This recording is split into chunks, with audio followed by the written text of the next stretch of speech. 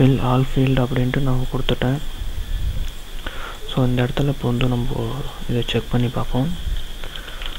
அது work out ஆச்சு அப்படின்னா எக்கோ நம்மளோட வேல்யூ வந்து எக்கோ பண்ண சொல்லி நம்ம போடலாம். எக்கோ டெக்ஸ்ட் முதல்ல இங்கே நம்மளோட டெக்ஸ்ட் அப்படின்றதுக்கு ஈக்குவல் டு அதுக்கு ஒரு வந்து நம்மளோட $_post டெக்ஸ்ட்டில் இருக்கிற வேல்யூ வந்து நம்மளுக்கு வந்து டிஸ்பிளே பண்ணணும் அப்படின்றதுக்காக நான் கொடுக்குறேன்.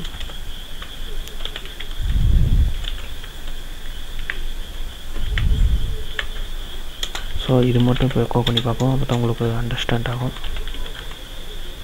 இப்போ பார்த்தீங்கன்னா நான் வந்து டெக்ஸ்ட்டு அதே மாதிரி சர்ச் ஃபார் ரீப்ளேஸ் வித் இது எல்லாமே ஃபில் பண்ணியிருந்தேன் அப்படின்னா எனக்கு வந்து டெக்ஸ்ட்டுன்றது மட்டும் எக்கோ ஆகும். அப்படி இல்லைன்னா ஆல் ஃபீல்டாக ஃபில் பண்ண சொல்லி கேட்கும். ஸோ நான் சேவ் பண்ணிட்டு ரன் பண்ணுறேன். ஸோ ஃபில் ஆல் ஃபீல்டுன்னு கேட்குது, நம்ம ஒன்றும் எதுவுமே கொடுக்காதனால அந்த மாதிரி கேட்குது. திஸ் இஸ் அப்படின்னு நான் சும்மா கொடுக்குறேன். Search for is replace is வரல ஆர் திஸ் ஆர்னு கொடுக்குறேன்.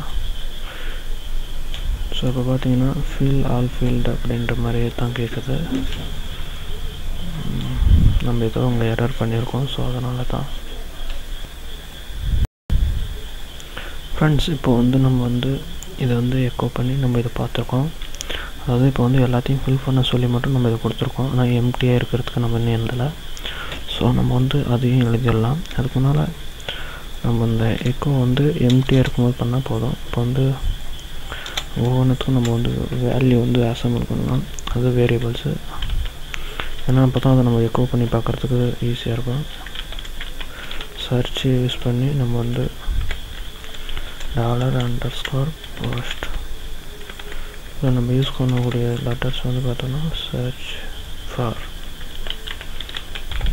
இது நம்ம எங்கே கொடுக்குறோமோ இந்த இந்த இடத்துல இருக்க இங்கே என்ன வேல்யூ கொடுக்குறோமோ இங்கே என்ன வேல்யூ கொடுக்குறோமோ அதேமாதிரி இங்கே என்ன வேல்யூ இந்த இந்த நேம்ஸ் எல்லாம் மாறாது. கரெக்டாக கொடுத்தீங்க அப்படின்னா கரெக்டாக வந்துடும், எரர் வராது. ஸோ அதேமாதிரி இந்த இடத்துல replace $_